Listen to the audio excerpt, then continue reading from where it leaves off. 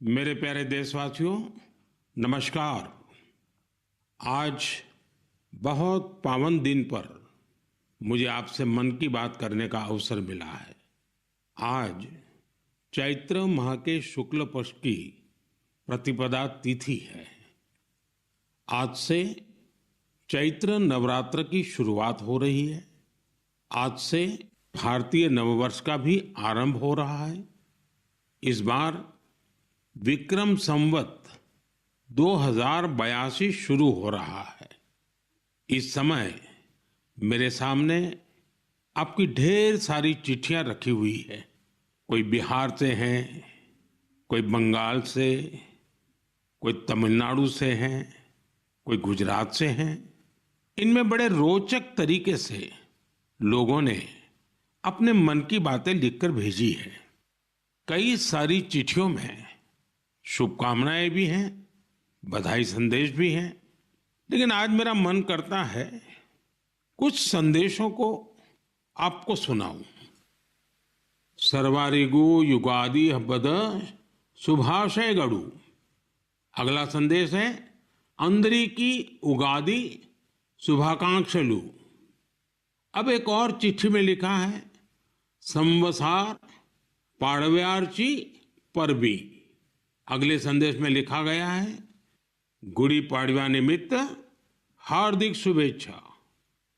हमारे एक साथी ने लिखा है एल्लावरक्कुम विशु आशम शगल। एक और संदेश है इनिये पुथांडु नल्लवाल थुक्कल।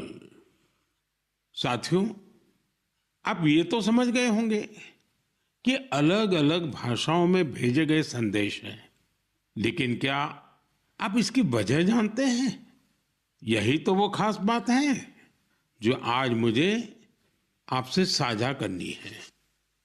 हमारे देश के अलग अलग राज्यों में आज और अगले कुछ दिनों में नववर्ष शुरू हो रहे हैं और ये सभी संदेश नववर्ष और विभिन्न पर्वों की बधाइयों के हैं। इसलिए मुझे अलग अलग भाषाओं में लोगों ने शुभकामनाएं भेजी हैं। साथियों, आज कर्नाटका में, आंध्र प्रदेश, तेलंगाना में उगादि का पर्व बहुत धूमधाम से मनाया जा रहा है। आज ही महाराष्ट्र में गुड़ी पड़वा मनाया जा रहा है। विविधता भरे हमारे देश में अलग अलग राज्यों में अगले कुछ दिन में असम में रोंगाली बिहू, बंगाल में पोइला बोईशाख, कश्मीर में नवरेह का उत्सव मनाया जाएगा। इसी तरह 13 से 15 अप्रैल के बीच देश के अलग अलग हिस्सों में त्योहारों की जबरदस्त धूम दिखेगी। इसे लेकर भी उत्साह का माहौल है और ईद का त्योहार तो आ ही रहा है। यानी ये पूरा महीना त्योहारों का है, पर्वों का है। मैं देश के लोगों को इन त्योहारों की बहुत बहुत बधाई देता हूं। हमारे ये त्योहार भले ही अलग अलग क्षेत्रों में हो, लेकिन ये दिखाते हैं कि भारत की विविधता में भी कैसे एकता पिरोई हुई है। इस एकता की भावना को हमें निरंतर मजबूत करते चलना है। साथियों, जब परीक्षाएं आती हैं तो युवा साथियों के साथ मैं परीक्षा पे चर्चा करता हूं। अब परीक्षाएं हो चुकी हैं। बहुत सारे स्कूलों में तो दोबारा क्लास शुरू होने की तैयारी हो रही है। इसके बाद गर्मी की छुट्टियों का समय भी आने वाला है। साल के इस समय का बच्चों को बहुत इंतजार रहता है। मुझे तो अपने बचपन के दिन याद आ गए जब मैं और मेरे दोस्त दिन भर कुछ ना कुछ उत्पात मचाते रहते थे, लेकिन साथ ही हम कुछ कंस्ट्रक्टिव भी करते थे, सीखते भी थे। गर्मियों के दिन बड़े होते हैं, इसमें बच्चों के पास करने को बहुत कुछ होता है। ये समय किसी नई हॉबी को अपनाने के साथ ही अपने हुनर को और तराशने का भी है। आज बच्चों के लिए ऐसे प्लेटफॉर्म की कमी नहीं जहां वे काफी कुछ सीख सकते हैं। जैसे कोई संस्था टेक्नोलॉजी कैंप चला रही हो तो बच्चे वहां ऐप बनाने के साथ ही ओपन सोर्स सॉफ्टवेयर के बारे में जान सकते हैं। अगर कहीं पर्यावरण की बात हो, थिएटर की बात हो या लीडरशिप की बात हो, ऐसे विविध विविध विषय के कोर्स होते रहते हैं तो उससे भी जुड़ सकते हैं। ऐसे कई स्कूल हैं जो स्पीच या तो ड्रामा सिखाते हैं, ये बच्चों को बहुत काम आते हैं। इन सब के अलावा आपके पास इन छुट्टियों में कई जगह चल रहे वॉलेंटियर एक्टिविटीज, सेवा कार्यों से भी जुड़ने का अवसर है। ऐसे कार्यक्रमों को लेकर मेरा एक विशेष आग्रह है। अगर कोई संगठन, कोई स्कूल या सामाजिक संस्थाएं या तो फिर साइंस सेंटर ऐसी समर एक्टिविटीज करवा रहे हो तो इसे #MyHolidays के साथ जरूर शेयर करें। इससे देश भर के बच्चे और उनके माता पिता को इनके बारे में आसानी से जानकारी मिल सकेगी। मेरे युवा साथियों, मैं आज आपसे माय भारत के उस खास कैलेंडर की भी चर्चा करना चाहूंगा जिसे इस समर वेकेशन के लिए तैयार किया गया है। इस कैलेंडर की एक कॉपी अभी मेरे सामने रखी हुई है। मैं इस कैलेंडर से कुछ अनूठे प्रयासों को साझा करना चाहता हूं। जैसे माय भारत के स्टडी टूर में आप ये जान सकते हैं कि हमारे जन औषधि केंद्र कैसे काम करते हैं।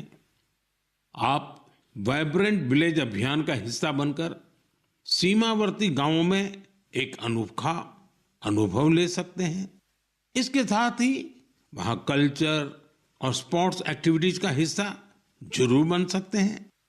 वहीं अंबेडकर जयंती पर पदयात्रा में भागीदारी कर आप संविधान के मूल्यों को लेकर जागरूकता भी फैला सकते हैं। बच्चों और उनके माता पिता से भी मेरा विशेष आग्रह है कि वे छुट्टियों के अनुभवों को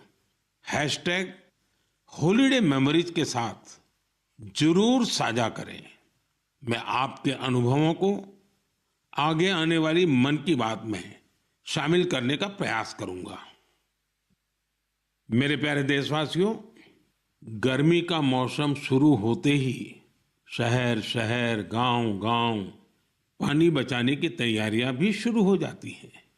अनेक राज्यों में वाटर हार्वेस्टिंग से जुड़े कामों ने, जल संरक्षण से जुड़े कामों ने नई तेजी पकड़ी है। जल शक्ति मंत्रालय और अलग अलग स्वयंसेवी संस्थाएं इस दिशा में काम कर रही हैं। देश में हजारों कृत्रिम तालाब, check dam, borewell recharge, community soak pit का निर्माण हो रहा है। हर साल की तरह इस बार भी कैच द रेन अभियान के लिए कमर कस ली गई है। ये अभियान भी सरकार का नहीं बल्कि समाज का है, जनता जनार्दन का है। जल संरक्षण से ज्यादा लोगों को जोड़ने के लिए जल संचय जन भागीदारी अभियान भी चलाया जा रहा है। प्रयास यही है कि जो प्राकृतिक संसाधन हमें मिले हैं उसे हमें अगली पीढ़ी तक सही सलामत पहुंचाना है। साथियों, बारिश की बूंदों को संरक्षित करके हम बहुत सारा पानी बर्बाद होने से बचा सकते हैं। पिछले कुछ सालों में इस अभियान के तहत देश के कई हिस्सों में जल संरक्षण के अभूतपूर्व कार्य हुए हैं। मैं आपको एक दिलचस्प आंकड़ा देता हूं। पिछले 7-8 साल में नए बने टैंक, पॉन्ड और अन्य वाटर रिचार्ज स्ट्रक्चर से 11 बिलियन क्यूबिक मीटर उससे भी ज्यादा पानी का संरक्षण हुआ है। अब आप सोचेंगे कि 11 बिलियन क्यूबिक मीटर पानी कितना पानी होता है। साथियों, भाखड़ा नांगल बांध में जो पानी जमा होता है उसकी तस्वीरें तो आपने जरूर देखी होगी। ये पानी गोविंद सागर झील का निर्माण करता है। इस झील की लंबाई ही 90 किलोमीटर से ज्यादा है। इस झील में भी 9-10 बिलियन क्यूबिक मीटर से ज्यादा पानी संरक्षित नहीं हो सकता है। सिर्फ 9-10 बिलियन क्यूबिक मीटर। और देशवासियों ने अपने छोटे छोटे प्रयास से देश के अलग अलग हिस्सों में 11 बिलियन क्यूबिक मीटर पानी के संरक्षण का इंतजाम कर दिया है ना ये शानदार प्रयास। साथियों, इस दिशा में कर्नाटका के गडक जिले के लोगों ने भी मिसाल कायम की है। कुछ साल पहले यहाँ के 2 गांवों की झीलें पूरी तरह सूख गई। एक समय ऐसा भी आया जब वहां पशुओं के पीने के लिए भी पानी नहीं बचा। धीरे धीरे झील घास फूस और झाड़ियों से भर गई। लेकिन गांव के कुछ लोगों ने झील को पुनर्जीवित करने का फैसला किया और काम में जुट गए। और कहते हैं ना, जहां चाह वहां राह। गांव के लोगों के प्रयास देखकर आसपास की सामाजिक संस्थाएं भी उनसे जुड़ गई। सब लोगों ने मिलकर कचरा और कीचड़ साफ किया और कुछ समय बाद झील वाली जगह बिल्कुल साफ हो गई। अब लोगों को इंतजार है बारिश के मौसम का। वाकई ये कैच द रेन अभियान का शानदार उदाहरण है। साथियों, आप भी सामुदायिक स्तर पर ऐसे प्रयासों से जुड़ सकते हैं। इस जन आंदोलन को आगे बढ़ाने के लिए आप अभी से योजना जरूर बनाइए। और आपको एक और बात याद रखनी है, हो सके तो गर्मियों में अपने घर के आगे मटके में ठंडा जल जरूर रखिए। घर की छत पर या बरामदे में भी पक्षियों के लिए पानी रखिए। देखिएगा, ये पुण्य कार्य करके आपको कितना अच्छा लगेगा। साथियों, मन की बात में अब बात हौसलों के उड़ान की, चुनौतियों के बावजूद जज्बा दिखाने की। कुछ ही दिन पहले संपन्न हुए खेलो इंडिया पैरा गेम्स में एक बार फिर खिलाड़ियों ने अपनी लगन और प्रतिभा से सबको हैरान कर दिया। इस बार पहले से ज्यादा खिलाड़ियों ने इन खेलों में हिस्सा लिया। इससे पता चलता है कि पैरा स्पोर्ट्स कितना पॉपुलर हो रहा है। मैं खेलो इंडिया पैरा गेम्स में हिस्सा लेने वाले सभी खिलाड़ियों को उनके शानदार प्रयासों के लिए बधाई देता हूं। हरियाणा, तमिलनाडु और यूपी के खिलाड़ियों को पहला, दूसरा और तीसरा स्थान हासिल करने के लिए शुभकामनाएं देता हूं। इन खेलों के दौरान हमारे दिव्यांग खिलाड़ियों ने 18 राष्ट्रीय रिकॉर्ड भी बनाए, जिनमें से 12 तो हमारी महिला खिलाड़ियों के नाम रहे। इस बार के खेलो इंडिया पैरा गेम्स में गोल्ड मेडल जीतने वाले आर्म रेसलर जॉबी मैथ्यू ने मुझे चिट्ठी लिखी है। मैं उनके पत्र के कुछ हिस्से को पढ़कर सुनाना चाहता हूं। उन्होंने लिखा है, मेडल जीतना बहुत खास होता है, लेकिन हमारा संघर्ष सिर्फ पोडियम पर खड़े होने तक सीमित नहीं है। हम हर रोज एक लड़ाई लड़ते हैं। जीवन कई तरीके से हमारी परीक्षा लेता है। बहुत कम लोग हमारे संघर्ष को समझ पाते हैं। इसके बावजूद हम साहस के साथ आगे बढ़ते हैं। हम अपने सपनों को पूरा करने में जुटते हैं। हमें ये विश्वास रहता है कि हम किसी से कम नहीं है। वाह, जॉबी मैथ्यू, आपने कमाल लिखा है, अद्भुत लिखा है। इस पत्र के लिए मैं आपका आभार व्यक्त करता हूं। मैं जॉबी मैथ्यू और हमारे सभी दिव्यांग साथियों से कहना चाहता हूं कि आपके प्रयास हमारे लिए बहुत बड़ी प्रेरणा है। साथियों, दिल्ली में एक और भव्य आयोजन ने लोगों को बहुत प्रेरणा दी है, जोश से भर दिया है। एक इनोवेटिव आइडिया के रूप में पहली बार फिट इंडिया कार्निवल का आयोजन किया गया। इसमें अलग अलग क्षेत्रों के करीब 25,000 लोगों ने हिस्सा लिया। इन सभी का एक ही लक्ष्य था, फिट रहना और फिटनेस को लेकर जागरूकता फैलाना। इस आयोजन में शामिल लोगों को उनके स्वास्थ्य के साथ साथ पोषण से जुड़ी जानकारियां भी मिली। मेरा आग्रह है कि आप अपने क्षेत्रों में भी इसी तरह के कार्निवल का आयोजन करें। इस पहल में माय भारत आपके लिए बहुत मददगार बन सकता है। साथियों, हमारे स्वदेशी खेल अब पॉपुलर कल्चर के रूप में घुल मिल रहे हैं। मशहूर रैपर हनुमान काइंड को तो आप सभी जानते ही होंगे। आजकल उनका नया सॉन्ग रन इट अप काफी फेमस हो रहा है। इसमें कलारियापट्टू, गतका और थांगता जैसी हमारी पारंपरिक मार्शल आर्ट्स को शामिल किया गया है। मैं हनुमान काइंड को बधाई देता हूं कि उनके प्रयास से हमारी पारंपरिक मार्शल आर्ट्स के बारे में दुनिया के लोग जान पा रहे हैं। मेरे प्यारे देशवासियों, हर महीने मुझे माय गॉव और नमो ऐप पर आपके ढेरों संदेश मिलते हैं। कई संदेश मेरे मन को छू लेते हैं तो कुछ गर्व से भर देते हैं। कई बार तो इन संदेशों में हमारी संस्कृति और परंपराओं के बारे में अनोखी जानकारी मिलती है। इस बार जिस संदेश ने मेरा ध्यान खींचा उसे मैं आपसे साझा करना चाहता हूं। वाराणसी के अथर्व कपूर, मुंबई के आर्यश लिखा और अत्रेय मान ने मेरी हाल की मॉरिशस यात्रा पर अपनी भावनाएं लिखकर भेजी है। उन्होंने लिखा है, इस यात्रा के दौरान गीत गवई की परफॉर्मेंस से उन्हें बहुत आनंद आया। पूर्वी उत्तर प्रदेश और बिहार से आए बहुत सारे पत्रों में मुझे ऐसी ही भावुकता देखने को मिली है। मॉरिशस में गीत गवई की शानदार परफॉर्मेंस के दौरान मैंने वहां जो महसूस किया वो वाकई अद्भुत है।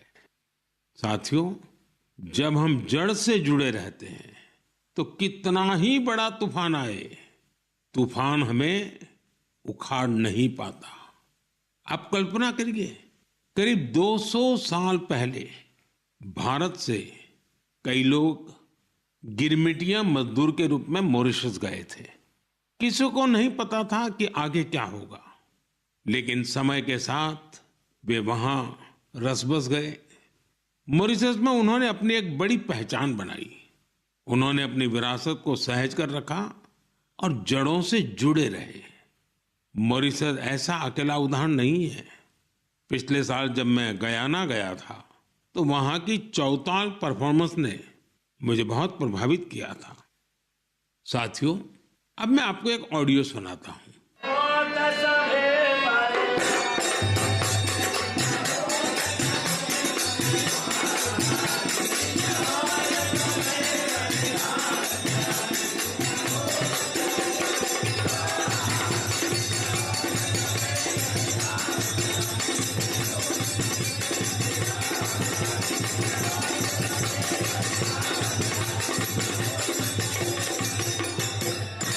आप जरूर सोच रहे होंगे कि ये तो हमारे देश के किसी हिस्से की बात है, लेकिन आपको यह जानकर हैरानी होगी कि इसका संबंध फिजी से है।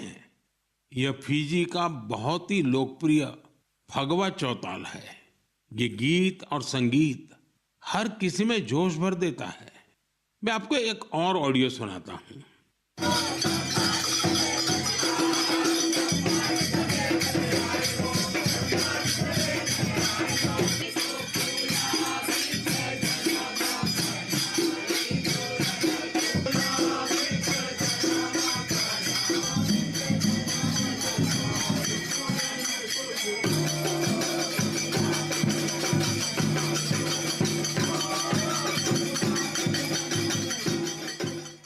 ये ऑडियो सूरीनाम का चौताल है। इस कार्यक्रम को टीवी पर देख रहे देशवासी सूरीनाम के राष्ट्रपति और मेरे मित्र चान संतोखी जी को इसका आनंद लेते हुए देख सकते हैं। बैठक और गानों की यह परंपरा त्रिनिदाद एंड टोबैगो में भी खूब लोकप्रिय है। इन सभी देशों में लोग रामायण खूब पढ़ते हैं। यहाँ फगवा बहुत लोकप्रिय है और सभी भारतीय पर्व त्योहार पूरे उत्साह के साथ मनाए जाते हैं। उनके कई गाने भोजपुरी, अवधी या मिश्रित भाषा में होते हैं। कभी कभार ब्रज और मैथिली का भी उपयोग होता है। इन देशों में हमारी परंपराओं को सहेजने वाले सभी लोग सराहना के पात्र हैं। साथियों, दुनिया में ऐसे कई संगठन भी हैं जो वर्षों से भारतीय संस्कृति को संरक्षित करने का कार्य कर रहे हैं। ऐसा ही एक संगठन है Singapore Indian fine arts society. भारतीय नृत्य, संगीत और संस्कृति को संरक्षित करने में जुटे इस संगठन ने अपने गौरवशाली 75 साल पूरे किए हैं। इस अवसर से जुड़े कार्यक्रम में सिंगापुर के राष्ट्रपति श्रीमान थरमन शनमुगारत्नम जी गेस्ट ऑफ ऑनर थे। उन्होंने इस ऑर्गेनाइजेशन के प्रयासों की खूब सराहना की। मैं इस टीम को अपनी ढेर सारी शुभकामनाएं देता हूं। साथियों, मन की बात में हम देशवासियों की उपलब्धियों के साथ ही अक्सर सामाजिक विषयों को भी उठाते हैं। कई बार चुनौतियों पर भी चर्चा होती है। इस बार मन की बात में मैं एक ऐसी चुनौती के बारे में बात करना चाहता हूं जो सीधे हम सबसे जुड़ी हुई है। ये चुनौती है टेक्सटाइल वेस्ट की। आप सोच रहे होंगे, ये टेक्सटाइल वेस्ट क्या नई बला आ खड़ी हुई है? दरअसल टेक्सटाइल वेस्ट पूरी दुनिया के लिए नई चिंता की एक बड़ी वजह बन गया है। आजकल दुनिया भर में पुराने कपड़ों को जल्द से जल्द हटाकर नए कपड़े लेने का चलन बढ़ रहा है। क्या आपने सोचा है कि जो पुराने कपड़े आप पहनना छोड़ देते हैं उनका क्या होता है? यही टेक्सटाइल वेस्ट बन जाता है। इस विषय में बहुत सारी ग्लोबल रिसर्च हो रही है। एक रिसर्च में यह सामने आया है, सिर्फ 1% से भी कम टेक्सटाइल वेस्ट को नए कपड़ों में रिसाइकिल किया जाता है। 1% से भी कम। भारत दुनिया का तीसरा ऐसा देश है जहां सबसे ज्यादा टेक्सटाइल वेस्ट निकलता है। यानी चुनौती हमारे सामने भी बहुत बड़ी है। लेकिन मुझे खुशी है कि हमारे देश में इस चुनौती से निपटने के लिए कई सराहनीय प्रयास किए जा रहे हैं। कई भारतीय स्टार्टअप्स ने टेक्सटाइल रिकवरी फैसिलिटीज पर काम शुरू किया है। कई ऐसी टीमें हैं जो कचरा बीनने वाले हमारे भाई बहनों के सशक्तिकरण के लिए भी काम कर रही हैं। कई युवा साथी सस्टेनेबल फैशन के प्रयासों में जुड़े हैं। वे पुराने कपड़ों और जूते चप्पलों को रिसाइकल कर जरूरतमंदों तक पहुंचाते हैं। टेक्सटाइल वेस्ट से सजावट की चीजें, हैंडबैग, स्टेशनरी और खिलौने जैसी कई वस्तुएं बनाई जा रही हैं। कई संस्थाएं आजकल सर्कुलर फैशन ब्रांड को पॉपुलर बनाने में जुटी हैं। नए नए रेंटल प्लेटफॉर्म भी खुल रहे हैं जहां डिजाइनर कपड़े किराए पर मिल जाते हैं। कुछ संस्थाएं पुराने कपड़े लेकर उसे दोबारा उपयोग करने लायक बनाती हैं और गरीबों तक पहुंचाती हैं। साथियों, टेक्सटाइल वेस्ट से निपटने में कुछ शहर भी अपनी नई पहचान बना रहे हैं। हरियाणा का पानीपत टेक्सटाइल रिसाइकलिंग के ग्लोबल हब के रूप में उभर रहा है। बेंगलुरु भी इनोवेटिव टेक्स सॉल्यूशंस से अपनी एक अलग पहचान बना रहा है। यहाँ आधे से ज्यादा टेक्सटाइल वेस्ट को जमा किया जाता है, जो हमारे दूसरे शहरों के लिए भी एक मिसाल है। इसी प्रकार तमिलनाडु का तिरुपुर वेस्ट वाटर ट्रीटमेंट और रिन्यूएबल एनर्जी के माध्यम से टेक्सटाइल वेस्ट मैनेजमेंट में जुटा हुआ है। मेरे प्यारे देशवासियों, आज फिटनेस के साथ साथ काउंट का बड़ा रोल हो गया है। एक दिन में कितने स्टेप्स चले इसका काउंट, एक दिन में कितनी कैलोरीज खाई इसका काउंट, कितनी कैलोरीज बर्न की इसका काउंट। इतने सारे काउंट्स के बीच एक और काउंटडाउन शुरू होने वाला है, इंटरनेशनल योगा डे का काउंटडाउन। योग दिवस में अब 100 दिन से भी कम समय रह गया है। अगर आपने अपने जीवन में अब तक योगा को शामिल नहीं किया है तो अब जरूर कर लीजिए, अभी देर नहीं हुई है। 10 साल पहले 21 जून 2015 को पहला अंतर्राष्ट्रीय योग दिवस मनाया गया था। अब तो इस दिन ने योग के एक विराट महोत्सव का रूप ले लिया है। मानवता को भारत की ओर से यह एक ऐसा अनमोल उपहार है जो भविष्य की पीढ़ी के बहुत काम आने वाला है। साल 2025 के योग दिवस की थीम रखी गई है, yoga for one earth one health, यानी हम योग के जरिए पूरे विश्व को स्वस्थ बनाने की कामना करते हैं। साथियों, यह हम सबके लिए गर्व करने वाली बात है कि आज हमारे योग और ट्रेडिशनल मेडिसिन को लेकर पूरी दुनिया में जिज्ञासा बढ़ रही है।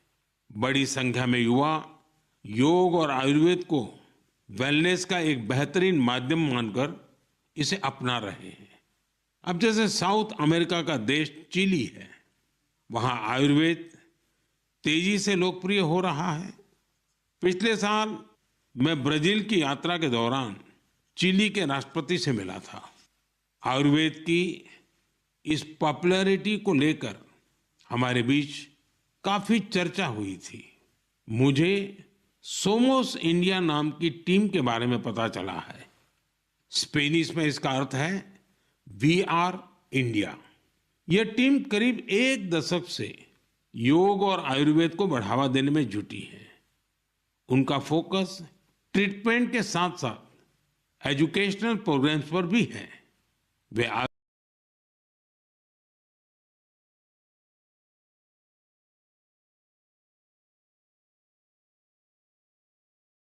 करवा रहे हैं।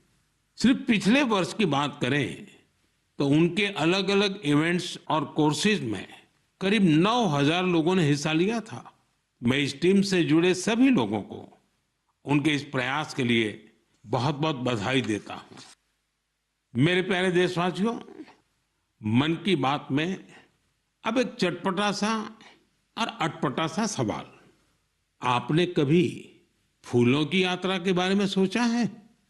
पेड़ पौधों से निकले कुछ फूलों की यात्रा मंदिरों तक होती है।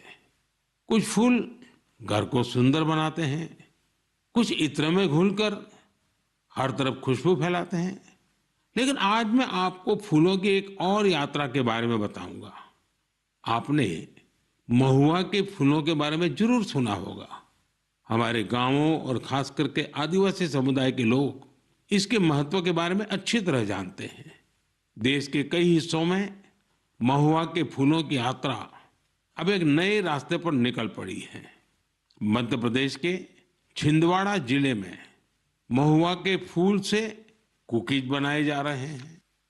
राजाखो गांव की 4 बहनों के प्रयास से ये कुकीज बहुत लोकप्रिय हो रहे हैं। इन महिलाओं का जज्बा देखकर एक बड़ी कंपनी ने इन्हें फैक्ट्री में काम करने की ट्रेनिंग दी। इनसे प्रेरित होकर गांव की कई महिलाएं इनके साथ जुड़ गई हैं। इनके बनाए महुआ कुकीज की मांग तेजी से बढ़ रही है। तेलंगाना के आदिलाबाद जिले में भी 2 बहनों ने महुआ के फूलों से नया एक्सपेरिमेंट किया है। वो इनसे तरह तरह के पकवान बनाती हैं जिन्हें लोग बहुत पसंद करते हैं। उनके पकवानों में आदिवासी संस्कृति की मिठास भी है। साथियों, मैं आपको एक और शानदार फूल के बारे में बताना चाहता हूं और इसका नाम है कृष्ण कमल। क्या आप गुजरात के एकता नगर में स्टैच्यू ऑफ यूनिटी को देखने गए हैं? स्टैच्यू ऑफ यूनिटी के आसपास आपको ये कृष्ण कमल बड़ी संख्या में दिखेंगे। ये फूल पर्यटकों का मन मोह लेते हैं। ये कृष्ण कमल एकता नगर के आरोग्य वन, एकता नर्सरी, विश्व वन और मियावाकी फॉरेस्ट में आकर्षण का केंद्र बन चुके हैं। यहाँ योजनाबद्ध तरीके से लाखों की संख्या में कृष्ण कमल के पौधे लगाए गए हैं। आप भी अपने आसपास देखेंगे तो आपको फूलों की दिलचस्प यात्राएं दिखेगी। आप अपने क्षेत्र में फूलों की ऐसी अनोखी यात्रा के बारे में मुझे भी लिखिएगा। मेरे प्यारे साथियों, आप मुझे हमेशा की तरह अपने विचार, अनुभव और जानकारियां साझा करते रहें। हो सकता है आपके आसपास कुछ ऐसा हो रहा हो जो सामान्य लगे, लेकिन दूसरों के लिए वो विषय बहुत रोचक और नया होगा। अगले महीने हम फिर मिलेंगे और देशवासियों की उन बातों की चर्चा करेंगे जो हमें प्रेरणा से भर देती हैं। आप सबका बहुत बहुत धन्यवाद। नमस्कार।